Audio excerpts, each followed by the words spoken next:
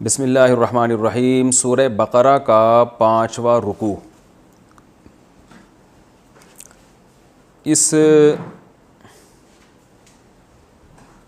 سورہ بقرہ کا 5واں رکوع، اس رکوع کا میں ترجمہ بھی کر چکا ہوں اور کچھ بنی اسرائیل سے متعلق ہے یہ رکوع، تو میں کچھ بنی اسرائیل کی تاریخ بتا رہا تھا تاکہ قرآن مجید میں جہاں بھی بنی اسرائیل کا تذکرہ آئے گا تو آپ کو کچھ ایک خاکہ ذہن میں آ جائے گا۔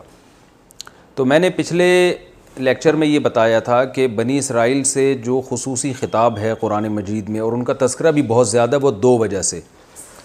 ایک وجہ کہ ان کو کتاب دی گئی، انہوں نے اپنے پیغمبروں کی بات نہ مانی، کتاب پر عمل نہیں کیا، تو اللہ تعالیٰ نے ان سے روحانی اقتدار چھین کر بنی اسماعیل کے ہاتھ میں دے دیا۔ تو یہ بتانا مقصد ہے۔ تو یہودی بار بار اعتراض کرتے تھے کہ یہ ہم میں کیوں نہیں، ہم کیوں کسی اور کو فالو کریں، تو اس کی وجہ بتائی گئی۔ دوسری یہ بھی اس لیے بھی بار بار خطاب کیا گیا ہے بنی اسرائیل سے کہ بنی اسرائیل رسول اللہ صلی اللہ علیہ وسلم کو جتنی اچھی طرح جانتے تھے کہ آپ سچے نبی ہیں، کوئی اور اتنی اچھی طرح نہیں جان سکتا تھا، اس لیے کہ وہ اہل کتاب تھے اور اہل کتاب کو معلوم تھا کہ ایک آخری پیغمبر آنے والا ہے جن کا نام احمد ہوگا، محمد ہوگا، ان کے والد کا یہ نام ہوگا، فلاں جگہ پیدا ہوں گے اور کہاں سے ہجرت کر کے کہاں آئیں گے۔ بلکہ یہودی جو مدینہ میں آباد ہوئے اس کی وجہ بھی یہی تھی کہ آخری نبی آئے گا تو ہم یہاں پر آباد ہوں گے، وہ یہاں ہجرت کر کے آئے گا، تو اس لیے قرآن ان کو بھی خطاب کرتا تھا۔ تو یعنی بنی اسرائیل کو بھی قرآن نے بہت خطاب کیا کہ تم پہلے ایمان لے کر آؤ تاکہ تمہیں دیکھ کر دوسرے لوگ بھی ایمان لے کر آئیں۔ یا بنی اسرائیل، اے اسرائیل والو، اذکروا نعمتی التی انعمت علیکم، میری ان نعمت کو یاد کرو جو میں نے تم پر کی تھی۔ وہ کیا نعمت تھی؟ حضرت موسیٰ علیہ السلام کا ان میں آنا، پھر فرعون سے نجات ملنا، پھر زمین پر داؤد اور سلیمان علیہ السلام کے ذریعے ان کی حکومت کا قائم ہونا، اور علم اور روحانی علم اور مادی علم دونوں میں اللہ نے ان کو فضیلت دی تھی۔ اسی نعمت کا تذکرہ ہے کہ اس کو یاد کرو۔ یاد کرنے کا مطلب کیا ہے؟ اس کو یاد کر کے اللہ کا شکر ادا کرو، اور شکر کا مطلب کیا ہے؟ اللہ کے پیغمبر پر ایمان لے کر آؤ، کیونکہ اصل مقصد تو اللہ کی ذات ہے نا۔ وہ جس کو بھی رسول بنا کے بھیجے گا، اگر دلائل سے اس کا رسول ہونا ثابت ہوگا تو اس پر ایمان نہ لانا یہ اللہ کی ناشکری ہے۔ وَأَوْفُوا بِعَهْدِي، اور میرے عہد کو پورا کرو، یعنی میں نے جو تم سے عہد لیا ہے، وہ عہد کیا لیا ہے کہ تم میری اطاعت کرو گے، میرے پیغمبروں پر ایمان لاؤ گے، ان کو فالو کرو گے۔ اوفی بعہدکم، تو تم سے جو میں نے عہد کیا تھا وہ میں پورا کروں گا۔ وہ اللہ نے عہد کیا کیا تھا؟ اگر تم ایمان لاؤ گے تو اللہ تمہیں زمین کی حکومت دے گا۔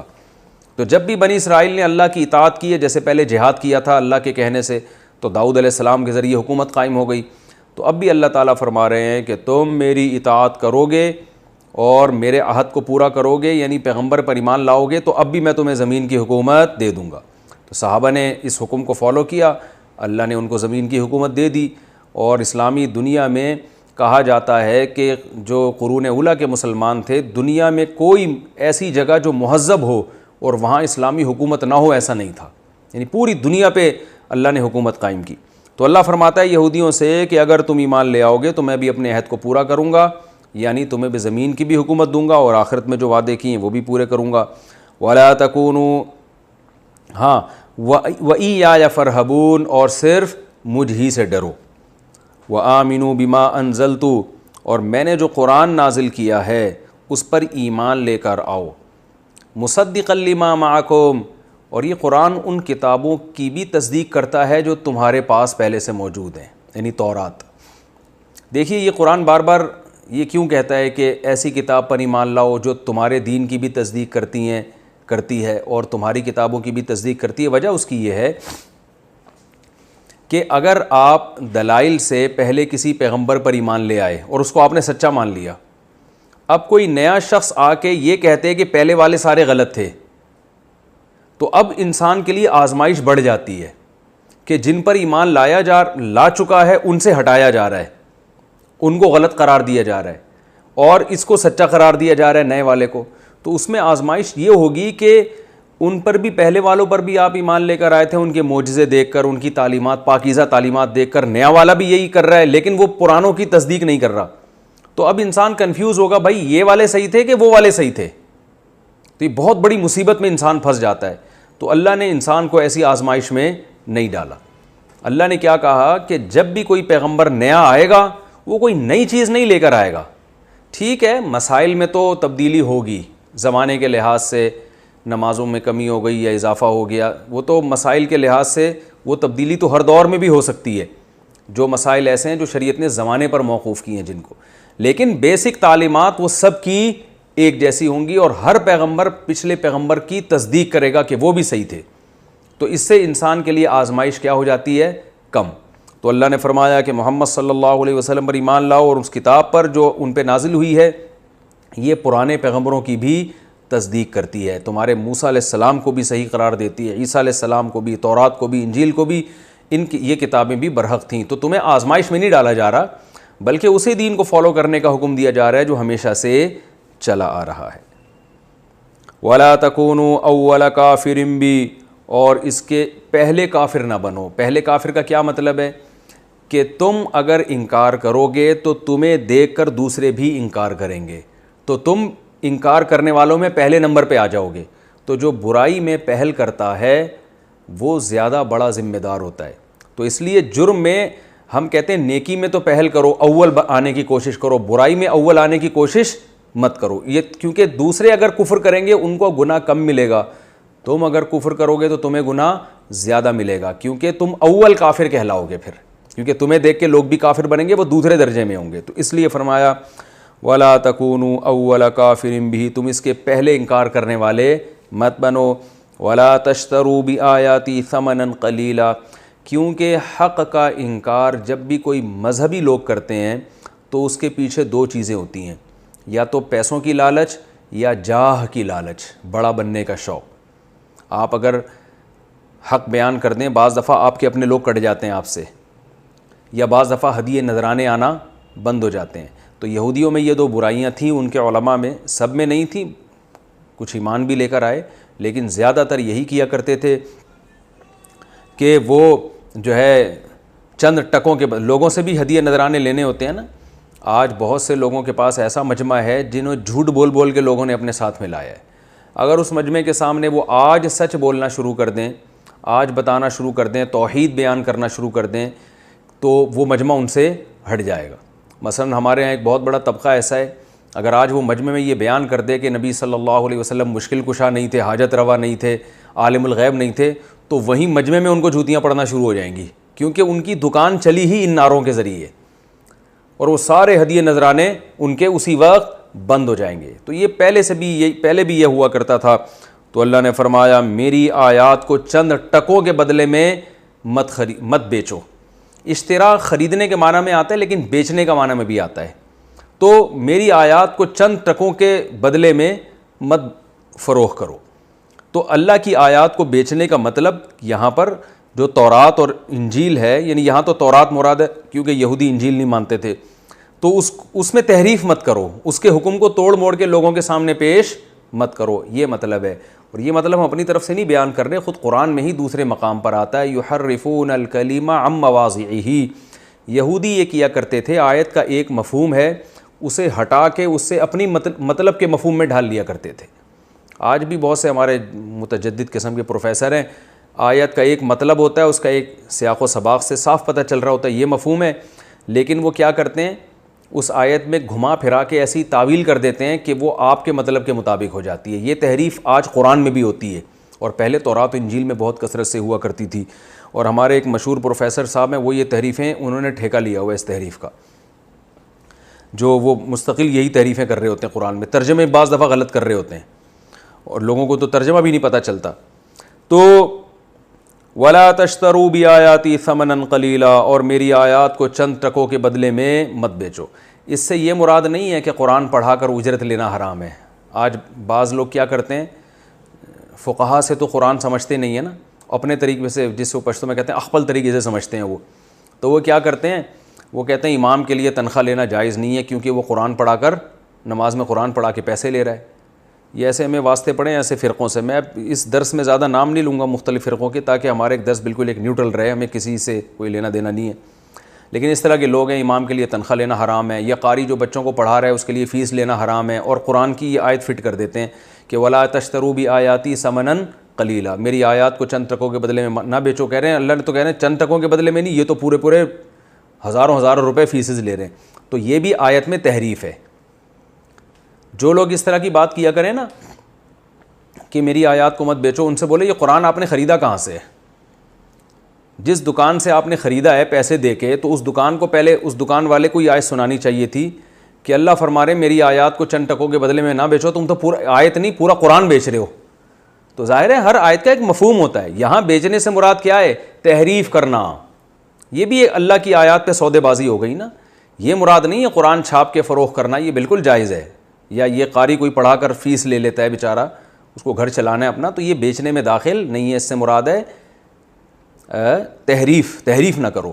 دوسری بات یہ کہ بعض لوگ ہم نے یہ بھی دیکھے ہیں جو کیا کرتے ہیں کہ تراویح پڑھانے کی اجرت لے رہے ہوتے ہیں، جو سب کے نزدیک ناجائز ہے. اور ان سے جب یہ کہا جاتا ہے، اگرچہ یہ آیت کا اس سے تعلق نہیں ہے، لیکن ویسے تراویح پڑھانے کی اجرت لینا اس پر علماء کا اتفاق ہے کہ جائز نہیں ہے. اب اس کے دلائل کیا ہیں یہ ایک الگ ٹاپک ہے. تو وہ کیا کرتے ہیں کہ تھوڑے پیسے لینا جائز نہیں، زیادہ پیسے لینا جائز ہے. وہ یہ آیت پڑھ لیتے ہیں کہ اللہ کی آیات کو تھوڑے سے پیسوں میں مت بیچو. کیا مطلب؟ وہ کہتے ہیں زیادہ پیسے دے سکتے ہو. تو یہ بھی آیت میں کیا ہے؟ تحریف ہے. اصل میں اس کو کہتے ہیں قید اتفاقی. یہ ٹرم یاد رکھیں کہ بعض چیزیں ایسی ہیں کہ وہ زیادہ بھی ہوں تو تھوڑی ہی ہیں. وہ تو تحریف قرآن کے بدلے میں اگر آپ خربوں روپے بھی کسی سے لیتے ہو تو وہ بھی چند ٹکے ہیں. یعنی قرآن چند ٹکوں کا مطلب یہ نہیں کہ چند ہی ہوں زیادہ لے سکتے ہو، نہ، زیادہ بھی نہیں لے سکتے اور تھوڑے بھی نہیں. تو اللہ نے جو بھی قرآن کا عوض لیا جائے گا، قرآن میں تحریف کے بدلے میں جو رقم بھی لی جائے گی، اس کو تھوڑا ہی قرار دیا ہے. اس لیے کہ آپ اگر حق بیانی کرتے، یہودی اگر تورات صحیح طرح سے لوگوں کے سامنے پیش کرتے، تو آخرت میں انہیں جو اجر ملتا وہ اتنا زیادہ ہوتا کہ دنیا کے کھربوں روپے بھی اس کے مقابلے میں ثمناً قلیلہ ہیں، چند ٹکے ہیں. سمجھ رہے ہیں؟ تو یہ قرآن کی ایک ٹرم ہے.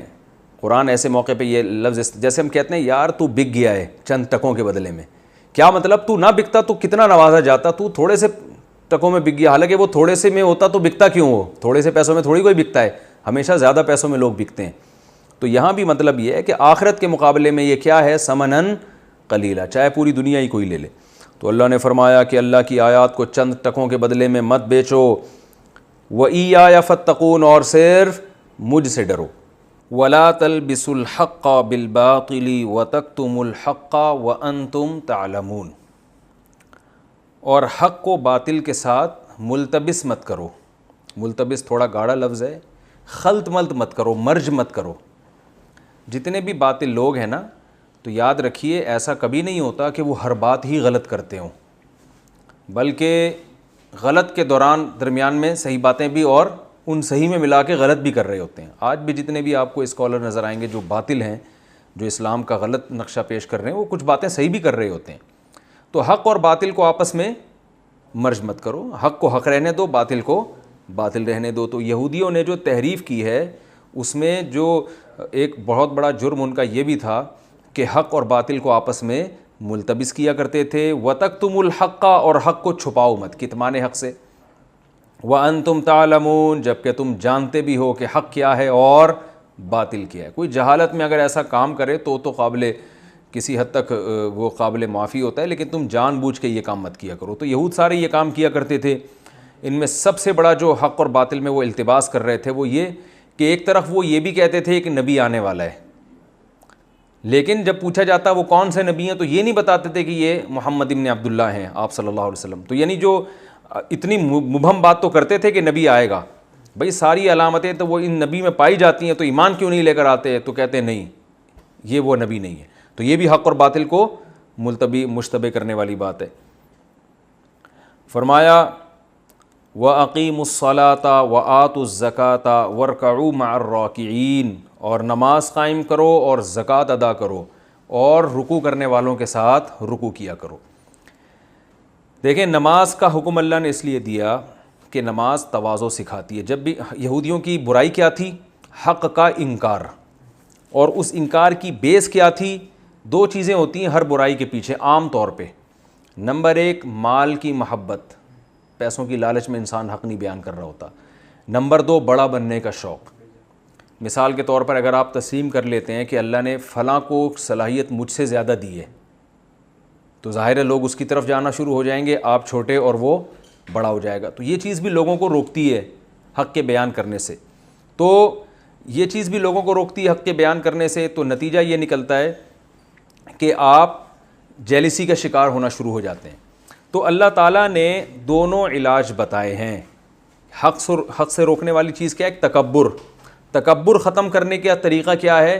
نماز. جب انسان اللہ کے سامنے جھکتا ہے, سجدہ کرتا ہے, سبحان ربی الاعلیٰ, سبحان ربی العظیم, یہ چیزیں پڑھتا ہے سوچ سمجھ کے, تو اس میں تواضع پیدا ہوتی ہے. اور دولت کی لالچ کیسے ختم ہوتی ہے؟ وہ زکوٰۃ سے.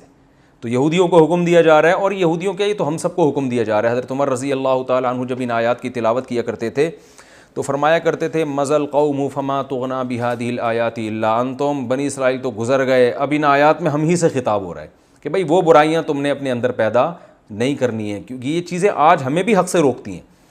تو اللہ نے فرمایا نماز قائم کرو اور زکوٰۃ دو, ورکعوا مع الراکعین. اور جیسے دوسرے لوگ اللہ کے سامنے جھکتے ہیں, یہاں رکوع سے رکوع کرنا مراد نہیں ہے بلکہ اللہ کے سامنے جھکنا. تو جیسے دوسرے لوگ اللہ کے سامنے جھکتے ہیں تم بھی اللہ کے سامنے جھکا کرو. یہاں یاد رکھیں مع کا معنی یہ نہیں ہے کہ دوسرے جب جھک رہے ہو تو تم بھی جماعت کی نماز میں شریک ہو کے ان کے ساتھ جھکو, وہ ایک الگ حکم ہے جماعت سے نماز پڑھنا. یہاں یہ ہے کہ اس فعل میں تمہیں بھی ان کے ساتھ شریک ہونا ہے, یعنی جیسے دوسرے اللہ کے سامنے جھک رہے ہیں اللہ کے حکم کے سامنے, تم نے بھی اللہ کے حکم کے سامنے جھکنا ہے. کیونکہ یہودی کہتے تھے ہم الگ مخلوق ہیں, ہم الگ ٹائپ کے لوگ ہیں, جو پبلک جو کر رہی ہے ہم وہ نہیں کریں گے. اس کی مثال ایسے ہے جیسے مشرکین مکہ بیت اللہ میں ان کو یہ زعم تھا کہ بیت اللہ کی چابیاں ہمارے پاس, بیت اللہ کے رکھوالے ہم, تو عام پبلک جو دوسری دنیا سے آئے گی اس کا حج کا طریقہ جو ہوگا ہمارا وہ والا نہیں ہوگا, ہمارا تھوڑا سا ڈیفرنٹ ہوگا, لہذا وہ بعض ارکان ادا نہیں کرتے تھے. تو قرآن میں کہا ثم افیضوا من حیث افاض الناس, جیسے سب لوگ منی سے لوٹتے ہیں نا, تم نے بھی کیا کرنا ہے؟ لوٹ کے واپس آنا ہے. تو تمہارے لیے کوئی الگ طریقہ نہیں ہوگا حج کا. تو یہاں بھی یہ تھا کہ بھئی ہم کیوں جیسے دوسرے لوگ رکوع کر رہے ہیں, سجدہ کر رہے ہیں, اللہ کے سامنے جھک رہے ہیں, ہم کیوں جھکیں؟ ہم تو بنی اسرائیل کی اولاد ہیں, ہم تو یعقوب علیہ السلام کی اولاد میں, ہم تو اللہ کے بیٹے ہیں, ہم تو یوں ہیں. اللہ نے فرمایا جیسے سب اللہ کی اطاعت کر رہے ہیں, اللہ کو فالو کر رہے ہیں, تمہیں بھی اللہ کی اطاعت اور اس کی فرما برداری کرنی پڑے گی. تو یہاں رکوع سے یہ بھی مراد ہو سکتا ہے نماز والا, نماز میں جھکنا جس میں رکوع بھی آ گیا, سجدہ بھی آ گیا, اور رکوع سے اللہ کے حکم کے سامنے اپنے آپ کو سپرد کر دینا. یہ دونوں اس آیت کے مفہوم میں داخل ہو سکتے ہیں. آگے فرمایا اتأمرون الناس بالبر وتنسون انفسکم. بنی اسرائیل کو چونکہ روحانی اقتدار حاصل تھا, اور جو روحانی پیشوا ہوتے ہیں وہ لوگوں کو اچھی باتوں کا حکم دیتے ہیں. جیسے آج کل موٹیویشنل اسپیکر ہیں, لوگوں کو بڑا اچھا گائیڈ کر رہے ہوتے ہیں, تو اچھا کر رہے ہوتے ہیں, نہیں کر رہے وہ ایک الگ کہانی ہے, لیکن بہرحال اپنی لحاظ سے وہ اچھا ہی کر رہے ہوتے ہیں. تو اللہ نے فرمایا کہ تمہیں جو عزت ملی ہے وہ اس لیے ملی ہے کہ تم لوگوں کو برائی سے روکتے ہو, تمہارے پاس گائیڈنس ہے. لیکن خرابی کیا ہے کہ برائی سے روکنے کی وجہ سے جو عزت ملنی چاہیے تھی وہ تو تم نے کیش کرا لی ہے, خود برائی سے بچنے کا تمہارے اندر جذبہ نہیں ہے.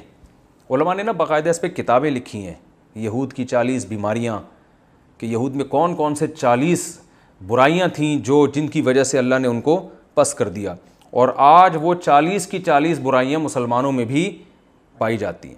ان میں چونکہ بڑے پیمانے پر پائی جاتی تھیں اجتماعی سطح پہ, لہذا پوری قوم تباہ ہو گئی. ہم میں ظاہر ہے پوری قوم میں نہیں ہے, لیکن بہت کثیر تعداد میں یہ بیماریاں پائی جاتی ہیں ہمارے اندر بھی.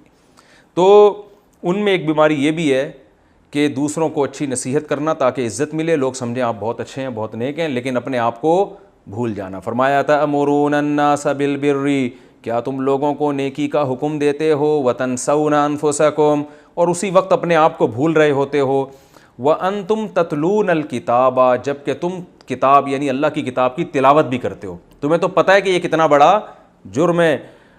وانتم تعلمون, اور تم اس کے انجام کو جانتے بھی ہو. یعنی افلا تعقلون, تو کیا تم عقل سے کام نہیں لیتے؟ یہ بات خوب سمجھ لیں کہ اگر کوئی شخص خود کوئی نیکی نہیں کرتا یا خود کسی برائی سے نہیں بچتا تو اس کے لیے تبلیغ حرام نہیں ہے. اگر آپ میں کوئی برائی ہے, آپ اللہ نہ کرے نشہ کرتے ہیں, تو شریعت آپ کو پوری اجازت دیتی ہے کہ آپ لوگوں کو یہ تبلیغ کریں کہ وہ نشہ نہ کریں. ہوتا یہ ہے کہ ایک آدمی ایک برائی میں مبتلا ہے، جب وہ دوسروں کو کہتا ہے کہ یہ برائی چھوڑو، دوسرے اسے طعنہ دیتے ہیں کہ تم خود تو نہیں چھوڑتے، تو وہ خود چھوڑتا تو نہیں ہے لیکن لوگوں کو کہنا چھوڑ دیتا ہے، تو یہ ایک نہیں بلکہ ڈبل جرم ہو جائے گا۔ تو یہ اصلاح کا یہ طریقہ نہیں ہے کہ آپ کسی کو، یعنی قرآن ان کو یہ نہیں کہہ رہا کہ تم لوگوں کو نیکی کا حکم کیوں کرتے ہو، وہ تو کرتے رہو لیکن اپنے آپ کو بھی فوکس کرو۔ اب اگر یہود کیا کرتے ہیں، نیکی کا کہتے ہیں ہم برائی کر رہے ہیں تو ہم نیکی کا حکم کہنا بھی دینا بھی چھوڑ دیں گے، تو یک نہ شد دو شد، وہ ایک گناہ کے بجائے کتنے گناہ ہو جاتے، ڈبل گناہ ہو جاتے۔ تو معاشرے کی اصلاح کا یہ طریقہ نہیں ہے کہ ایک آدمی برائی کر رہا ہے، وہ لوگوں کو اچھائی کی ترغیب دے رہا ہے تو آپ اسے اچھائی بھی چھڑوا دیں، بلکہ آپ اسے یہ کہیں کہ تمہاری زیادہ ذمہ داری ہے کہ تم برائی سے بچو، اچھائی کی ترغیب تو دیتے رہو لیکن اپنے آپ کو بھی فوکس کرو، اپنی طرف بھی توجہ دو۔ تو اللہ تعالیٰ کو یہودیوں سے یہ شکایت نہیں ہے کہ تم لوگوں کو نیکی کا حکم کیوں دیتے ہو، بلکہ شکایت یہ ہے کہ جب تمہاری ذمہ داری ہے نیکی کا حکم دیتے ہو اور یقیناً دیتے رہو، یہ بڑا اچھا کام ہے، تو اپنے آپ کو بھی یاد رکھو، اس میں تمہاری ذمہ داری دوسروں سے زیادہ ہے۔ تو یہ مطلب ہے آیت کا۔ وَتَنْسَوْنَ أَنفُسَكُمْ، اور تم اپنے نفس کو بھول جاتے ہو، وَأَنْتُمْ تَتْلُونَ الْكِتَابَ، جب کہ تم کتاب کی تلاوت بھی کرتے ہو۔ قرآن میں یہ اور بھی جگہ پر آیا ہے کہ جو اللہ کی کتاب کی تلاوت کرتے ہیں ان کی ذمہ داریاں دوسروں سے زیادہ ہیں۔ تو یاد رکھیے کتاب کی تلاوت سے مراد ہے سمجھ کے تلاوت کرنا۔ تو جو قرآن کی تفسیر کے لیکچرز دے رہا ہے یا سن رہے ہیں، جو بھی علماء دے رہے ہیں، جو علماء سن رہے ہیں، جو عوام سن رہی ہے، تو وہ بھی انہی لوگوں میں داخل ہیں جو کتاب کی تلاوت کرتے ہیں، تو ان کی بھی ذمہ داری دوسروں سے زیادہ ہے۔ تو ہمیں اپنے گریبان میں جھانکنا چاہیے ہم ان آیتوں پر کتنا عمل کر رہے ہیں۔ فرمایا وَاسْتَعِینُوا بِالصَّبْرِ۔ اچھا یہاں ایک میں مضمون اور بیان کروں، قرآن مجید کی آیت ہے سورہ صف کی، جس میں اللہ تعالیٰ نے ارشاد فرمایا کہ یا ایھا الذین آمنوا لم تقولون ما لا تفعلون، وہ باتیں کہتے کیوں ہوں جس پر عمل نہیں کرتے۔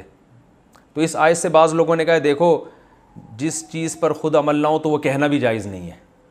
تو یہ یاد رکھیں یہاں پر یہ جو تقولون ہے نا کہ تم کہتے کیوں ہو، تو یہاں کہنے سے مراد ہے کہنے کا دعویٰ، کام کرنے کا دعویٰ۔ عربی میں قرآن مجید کو جو صحیح طرح سے جنہوں نے پڑھا ہے وہ جانتے ہیں کہ بعض دفعہ فعل بول کر ارادہ فعل مراد ہوتا ہے، بعض دفعہ فعل بول کر دعوی فعل مراد ہوتا ہے۔ اس کو میں آسان زبان میں سمجھاتا ہوں۔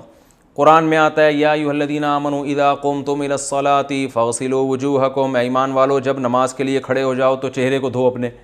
اب سوال پیدا ہو جب کھڑے ہی ہو گئے تو اب کیا دھوئیں گے، یہ تو کھڑے ہونے سے پہلے دھونا چاہیے تھا نا، نہیں آ رہا سمجھ میں میرا خیال ہے۔ تو یہاں مراد ہے جب تم کھڑے ہو جاؤ، جب کھڑے ہونے کا ارادہ کر رہو، تو ارادے کو حذف کر کے کھڑے ہونے سے تعبیر کر دیا، مراد کیا ہے ارادہ۔ تو بعض دفعہ قرآن میں کوئی چیز کہی جا رہی ہوتی ہے لیکن مقصد اس چیز کا دعویٰ ہے۔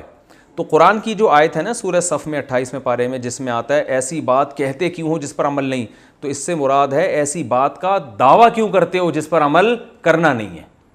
کیونکہ اس آیت کا شان نزول یہ تھا کہ بہت سے صحابہ نے یہ کہا تھا کہ ہم پہ جب جہاد فرض ہوگا ہم کریں گے، تو فرض کروائیں آپ جہاد، ہمیں لڑائی کی اجازت ملے۔ جب اجازت ملی تو وہ بہت مشکل تھا، تو بعض حضرات پس و پیش سے کام لینے لگے، تو اس پہ قرآن نے کہا ایسی چیز کا تم نے دعویٰ کیوں کیا تھا جس پر عمل کرتے نہیں ہو۔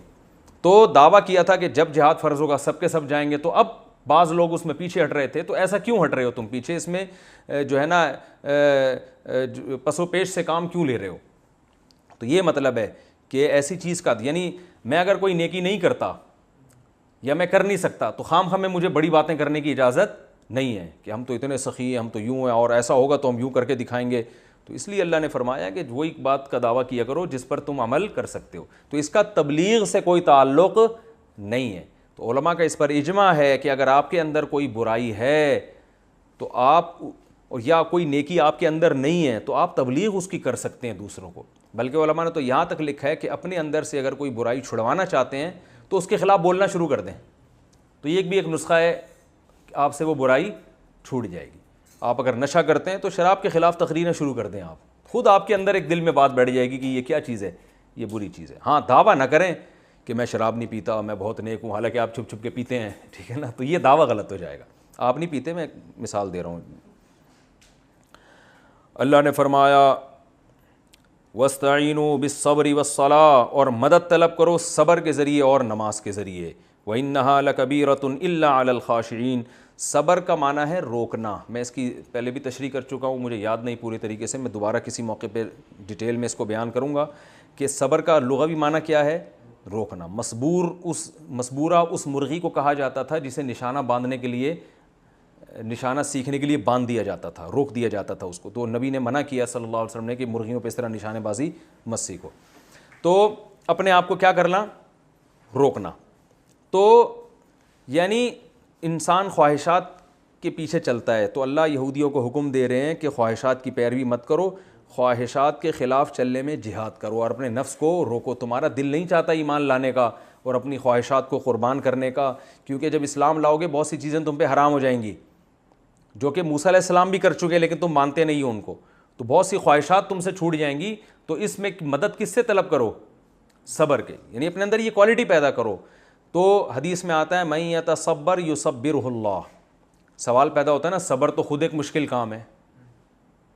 بھئی ایک کڑوی دوا آپ سے پی نہیں جا رہی تو حکیم آپ کو یہ مشورہ دیتا ہے کہ بھئی چینی ملا کے پی لو، تو پھر تو پی لیں گے آپ. لیکن وہ کہہ رہے کریلے کا شربت ملا کے پی لو، تو آپ کہیں گے وہ کون سا آسان ہے؟ بھئی کڑواہٹ سے بچنے کے لیے تمہیں بچنے کی، یعنی کڑوا ذائقہ ختم ہو جائے کسی طریقے سے، تو آپ تو اور کڑوا ملانے کا حکم دے رہے ہیں. تو سوال یہ پیدا ہوتا ہے کہ صبر کرنا بذات خود بھی تو ایک مشکل کام ہے نا. تو جب وہ اتنا مشکل کام کر سکتے ہیں تو باقی چیزیں نہیں کر سکتے. تو یہاں قرآن بیان کر رہا ہے کہ صبر کے ذریعے تمہیں مدد ملے گی. اس کی تشریح حدیث میں ہے. آپ صلی اللہ علیہ وسلم نے فرمایا من یتصبر یصبرہ اللہ. جو صبر کرنا چاہتا ہے نا، اللہ اسے صبر کی توفیق دے دیتا ہے. یعنی صبر ایک ایسی نیکی ہے جو دیکھنے میں مشکل لگتی ہے، لیکن اس نیکی میں اللہ کی مدد دوسری نیکیوں کی نسبت زیادہ ہوتی ہے.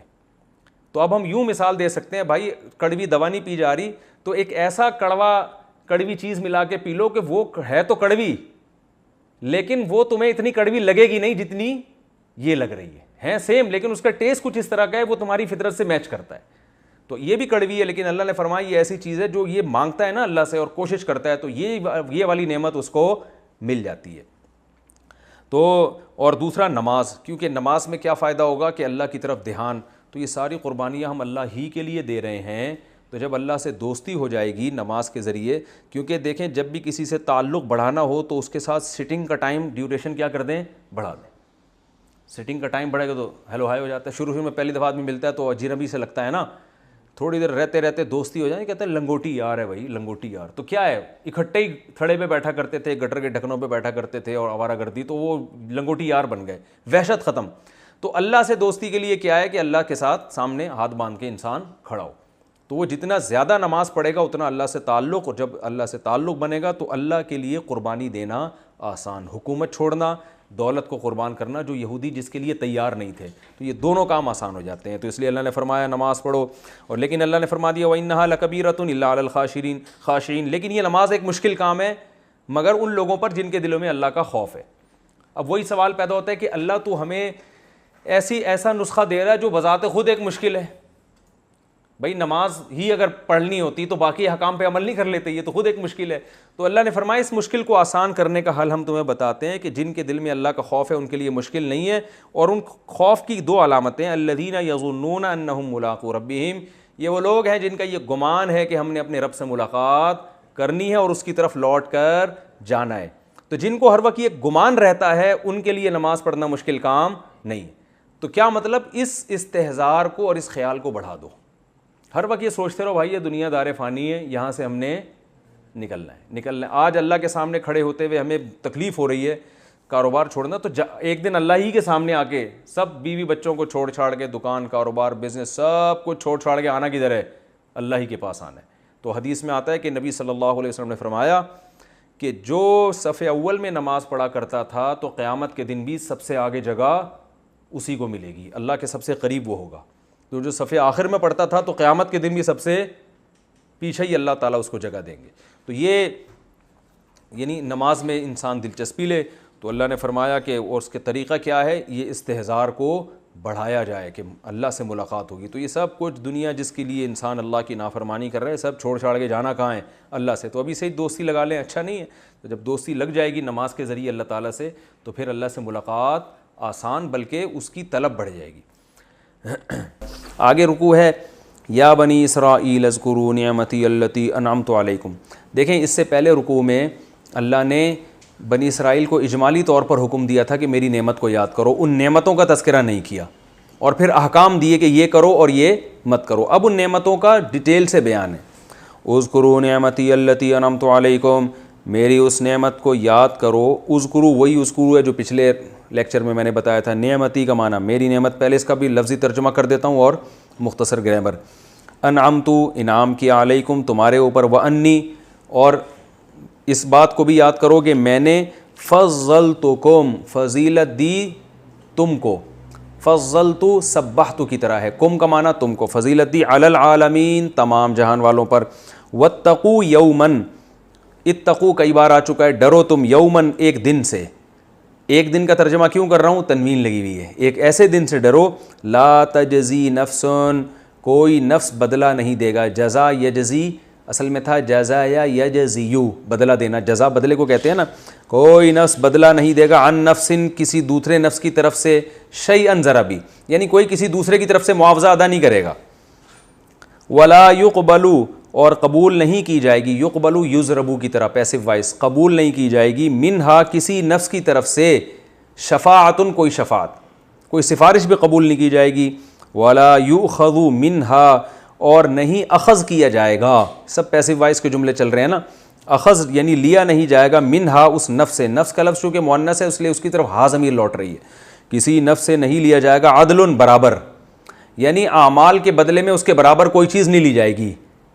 بھائی آپ بدعمالی کر کے گئے تو ایسا نہیں ہوگا اس کی سزا میں آپ کو یوں کہا جائے کہ یہ جتنی بدعمالیاں تھیں ان کے بدلے میں، عدل کہتے ہیں برابری کو، اس کے کسی چیز کے بدلے کو، تو اس کے بدلے میں یہ دے دو تو جان چھوٹ جائے تمہاری، نہ کسی نفس سے کوئی بدلہ نہیں لیا جائے گا۔ بدلے کا مطلب یہ ہے کہ جو برائیاں ہیں نا جس کی وجہ سے سزا ملنے والی ہے، تو ان برائیوں کا کوئی بدل نہیں لیا جائے گا، آلٹرنیٹ نہیں لیا جائے گا، بلکہ برائیوں کی سزا ہی ملے گی۔ وَلَا هُمْ يُنصَرُونَ، اور نہ ہی ان کی مدد کی جائے گی، نصرت بھی نہیں کی جائے گی۔ وَإِذْ نَجَّيْنَاكُمْ، میں نے بار بار بتایا ہے وَإِذْ جب شروع میں آ رہا ہوتا ہے تو اس کا مطلب ہوتا ہے وہ وقت بھی یاد کرنے کے قابل ہے، جب بھی شروع میں اذ آ رہا ہو نا، وَإِذْ وہ وقت بھی یاد کرنے کے قابل ہے، اذ جب، نجینا صرفنا، سبحنا کی طرح، نجات دینا، نجات سے نکلا ہے، نجینا ہم نے نجات دی، کم تم کو، من آل فرعون فرعون والوں سے، یسومونکم، یسومو اصل میں تھا یسومونا ینصرونا کی طرح، اس کا معنی ہوتا ہے چکھانا، یسومونا جو چکھاتا تھا تمہیں، کم تم کو، سوء العذاب برا عذاب، سوء برے کو کہتے ہیں اور عذاب کا معنی عذاب، برا عذاب چکھاتا تھا۔ وہ عذاب کیا تھا؟ یذبحون ذبح کرنا، یسبحون کی طرح، ذبح یذبح، سبح یسبح کی طرح ذبح کرتا تھا، ابناءکم تمہارے بیٹوں کو، ابن کی جمع ابناء، تمہارے بیٹوں کو ذبح کرتا تھا، ویستحیون حیات سے نکلا ہے، استحیاء حیات یعنی زندہ رکھنا کسی کو، اصل میں تھا یستحیون یستخرجون کی طرح، اور زندہ رکھتا تھا نساءکم تمہاری عورتوں کو، نساء عورتوں کو کہتے ہیں، اس کی واحد نہیں آتی، یہ پلورل ہی ہے، اس کی واحد آتی ہے امرأتن ایک عورت، تمہاری عورتوں کو زندہ رکھتا تھا، وفی ذالکم، ذالکم کا معنی یہ، اور اس بات میں بلاء آزمائش تھی، بلا کسے کہتے ہیں؟ آزمائش، ابتلا، بلا، ٹھیک ہے نا، آزمائش تھی، من ربکم تمہارے رب کی طرف سے، عظیم بہت بڑی، یعنی اس میں تمہارے رب کی طرف سے بہت بڑی آزمائش تھی تمہارے لیے۔ وَإِذْ اور اس وقت کو بھی یاد کرو، یا وہ وقت بھی یاد کرنے کے قابل ہے، فرقنا جب پھاڑ ڈالا ہم نے، بکم تمہارے ساتھ، فرق سے نکلا، فرق کسے کہتے ہیں؟ جدا کرنا، کہتے ہیں نا یار ان میں فرق کرو یار، ڈفرینس کو بھی فرق کہتے ہیں نا، تو کوئی بھی دو چیزوں کو جب جدا کیا جاتا ہے تو فرق کرنا، اور فرقا یفرق، وَإِذْ فرقنا ضربنا کی طرح، جب پھاڑ ڈالا ہم نے تمہارے ساتھ، البحرا سمندر کو، بحر کسے کہتے ہیں عربی میں؟ سمندر، فَأَنْجَيْنَاكُمْ انجینا اکرمنا تو ہم نے نجات دی تم کو، وَأَغْرَقْنَا اغرقنا، اغرق یغرق اغراقا، اکرم یکرم اکرامن کی طرح، اور اغرقنا اور ہم نے غرق کر دیا، آل فرعون فرعون کی آل کو، وَأَنْتُمْ تَنْظُرُونَ، اور کنڈیشن یہ تھی کہ تم یہ منظر دیکھ رہے تھے۔ اب بنی اسرائیل یہ والے تو نہیں دیکھ رہے تھے، ان کے باپ دادا دیکھ رہے تھے نا، گویا باپ دادا کا دیکھنا اور ان سے خبر کا نقل ہونا یہ بالکل ایسے ہی جیسے خود تم اپنی آنکھوں سے دیکھ رہے تھے۔ وَأَنْتُمْ تَنْظُرُونَ، اور تم یہ سارا منظر دیکھ رہے تھے۔ وَإِذْ، اور وہ وقت بھی یاد کرنے کے قابل ہے، وَاعَدْنَا مُوسَىٰ، وَاعَدَ يُوَاعِدُ مُوَاعَدَةً، ضَارَبَ يُضَارِبُ مضاربتاً کی طرح، اس کا معنی وعدہ کرنا۔ اور وہ وقت بھی یاد کرنے کے قابل ہے جب وعدہ کیا ہم نے موسیٰ سے 40 لیلۃً، 40 راتوں کا۔ 40 عربی میں کسے کہتے ہیں؟ اربع 4 کو، اور 40 40۔ جب ائمہ اربعہ کا لفظ سنا ہوگا نا، چاروں امام ائمہ اربعہ، خلفائے اربعہ، خلفائے راشدین میں جو 4 ہیں ان کو کہا جاتا ہے۔ اور اس وقت کو یاد کرو جب ہم نے موسیٰ سے وعدہ کیا 40 راتوں کا۔ ثم، پھر اس کے بعد کیا ہوا؟ اتخذتم، اتخذتم اکتسبتم کی طرح ہے، ضربتم اکتسبتم، کمایا تم نے، اتخذتم پکڑا تم نے، اخذ کا، اخذ سے نکلا ہے نا، اخذ کہتے ہیں نا، ہم نے اسے اخذ کیا ہے۔ ثم اتخذتم، پھر تم نے پکڑ لیا یا ٹھہرا لیا، العجل، بچڑا، گائے کا جو بچڑا ہوتا ہے اس کو عربی میں کیا کہتے ہیں؟ عجل، جس کو پنجابی میں کٹا کہتے ہیں، جو بھی کہتے ہیں بہرحال۔ ثم اتخذتم العجل من بعدہ، اس کے بعد تم نے کیا کیا؟ بچڑے کو ٹھہرا لیا۔ کیا ٹھہرا لیا؟ معبود، دوسرے مقام پہ آتا ہے، یعنی موسیٰ علیہ السلام سے ہم نے 40 راتوں کا وعدہ کیا، لیکن تم نے کیا کیا؟ بچڑے کو معبود ٹھہرا لیا۔ جب موسیٰ علیہ السلام گئے تھے نا تورات لینے، تو پیچھے بچڑے کی عبادت شروع کر دی انہوں نے۔ وَأَنْتُمْ ظَالِمُونَ، اور تم تھے کیا؟ ظالم تھے۔ ثم، پھر اس کے بعد عفونا، عفو کہتے ہیں معافی کرنے کو، کہتے ہیں نا عفو درگزر سے کام لینا چاہیے، عفونا ضربنا کی طرح، عنکم، ہم نے معاف کیا تم کو، من بعد ذالک، اس کے بعد بھی، ذالک یعنی یہ اتنا بڑا جرم کہ گویا اللہ ہاتھ سے اشارہ کر رہے ہیں کہ اس کام کے بعد بھی ہم نے تمہیں کیا کر دیا؟ معاف کر دیا۔ لعلکم، شاید کہ تم، تشکرون، شکر کرنا شروع کر دو، شاید کہ تم شکر گزار بن جاؤ۔ وَإِذْ آتَيْنَا، اور وہ وقت بھی یاد کرنے کے قابل ہے، آتَيْنَا، اصل میں تھا اَتَيْنَا، اکرمنا کی طرح، جب ہم نے عطا کیا موسیٰ کو الکتابہ، کتاب، والفرقان، اور فرقان۔ فرقان کتاب ہی کی تفسیر ہے، بعض دفعہ اور کا لفظ بتایا جاتا ہے کسی لفظ کو اسی لفظ کو ڈیفائن کرنے کے لیے، اردو میں بھی ہے، انگلش میں بھی ہے، یہ تو عربی میں بھی ہے، تو واو، اس واو کو کہتے ہیں عطف تفسیری، یعنی ہم نے تمہیں کتاب عطا کی اور فرقان، یعنی اسی کتاب کا دوسرا نام کیا ہے؟ فرقان ہے۔ فارق کہتے ہیں فرق کرنے والا، فرقان یہ مبالغہ ہے، بہترین فرق کرنے والی، یعنی حق اور باطل میں فرق کرنے والی ہم نے تم کو کتاب دے دی۔ اور یہ بھی ممکن ہے فرقان سے معجزے مراد ہوں، کہ ہم نے موسیٰ علیہ السلام کو کتاب بھی دی اور حق اور باطل میں فرق کرنے والے معجزے، دونوں داخل ہو سکتے ہیں اس میں۔ لعلکم تہتدون، شاید کہ تم ہدایت حاصل کر لو۔ تہتدون اصل میں تھا تہتدیون، تکتسبون کی طرح پڑھا جاتا ہے تہتدون، اہتداء کا معنی ہدایت حاصل کرنا۔ وَإِذْ قَالَ مُوسَىٰ، اور وہ وقت بھی یاد کرنے کے قابل ہے جب موسیٰ نے کہا لِقَوْمِهِ، اپنی قوم سے کیا کہا؟ یا قومی، اصل میں تھا یا قومی، اے میری قوم، تو میم کے نیچے زیر جو ہے نا لگایا ہے، یا کو حذف کر دیا ہے، یہ شارٹ قرآن میں بھی، عربی میں جو عرب کرتے تھے وہی اسی زبان میں قرآن نازل ہوا نا، تو یا قومی، اے میری قوم، انکم، بے شک تم نے، ظلمتم، ضربتم کی طرح، تم نے ظلم کیا ہے، انفسکم، اپنی جانوں پر، نفس کی جمع انفس،